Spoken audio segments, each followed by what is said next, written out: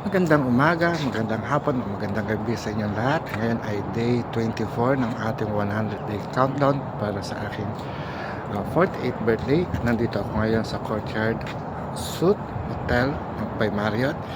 At ngayon nga ay samahan niyo ako sa buong araw na to at pag-uusapan natin ang blessing for our home and space. No? So, tara na! Ayan, oras natin ay 8:15 ng umaga.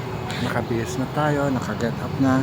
Handa na tayong pumunta sa Lux Hilton Hotel para sa ating Conscious Life Expo at magsasalita tayo doon patungkol sa hilot. Samahan niyo ko. Mga kalahi, nandito na ako sa kwarto. Sisimula na ako ng vlog ko. Hindi ako mag-vlog, no? So magsisimula na ako ng discussion. Pero it's not yet time. Napaaga ang dating namin. Pero marami ng mga tao. So, work. See you soon. Ang oras natin ay 10 o'clock ng umaga. Tapos na ang ating presentation. At na-overwhelming kasi ang daming dumalo.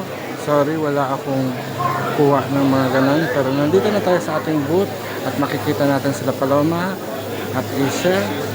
At nagsasagawa na sila ng hilot. Habang ako, palakad-lakad nila. At makikita mo, ayan si Sunny Boy. And then Darcy was very busy. And Greg, our friend here, talagang busy ang lahat. So, hanggang 9 p.m. pa tayo ng gabi.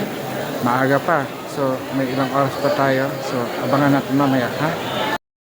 Ayan. It's back to back talaga. Ang daming tao dito sa Conscious Life Expo. Dito sa Lux Hilton. And I'm taking a short break. 10 minutes break. Dahil after nitong break na to, ay panibago na namang client. Or, how could I say? New soul to experience. So, labas muna tayo. So, makikita nyo ang aking paligid. Maingay na. So, labas muna tayo. Ayan mga kalahi, nandito ako sa labas ng Lux Hilton Hotel. At ang nakikita nyo ngayon sa harapan natin ay airport na. Hala, grabe ang araw na to. Ang dami. From 9 a.m.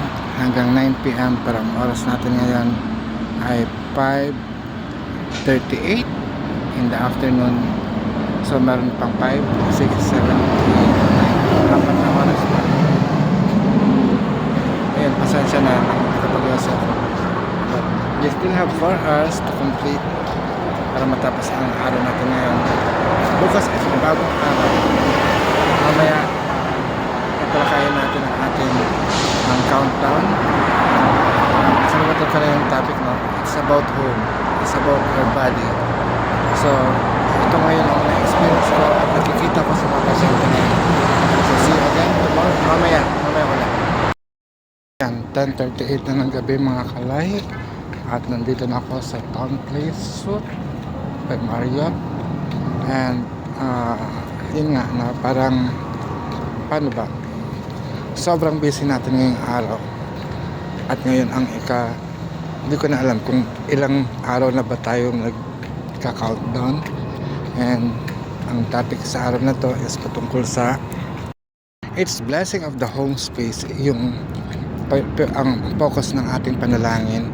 At buong araw ay talagang napaka-busy natin sa pagsaserbisyo sa mga tao. And the home space that we had is una dito sa Los Angeles ay nandito tayo sa Town Place Suite by Marriott. And then ang nangyari, no, meron din tayo sa Lux Hilton Hotel para sa Conscious Life Expo. At maraming mga taong pumunta sa atin at nagpagamot. Natutuwa ako dahil kasi bawat tao ay may iba-ibang concern. Pero ang nakikita ko, kung ating i-bless ang ating bahay, lahat ng problema ay nandoon ang Panginoon. So sana maisip natin na mahalaga ding i-consecrate natin ang ating mga tahanan sa maayos na pamamaraan. Dahil ito ay parang safe space para sa ating pamilya. Although ngayon 10:30 na ng gabi. Nagsimula tayo ng alas 6 ng umaga at ngayon tatapusin na natin ang araw. Nalulungkot ako dahil kasi wala ako sa Pilipinas at namimiss ko rin ang bahay ko, at yung nagbigay ng bahay ko, yun ang tatay ko.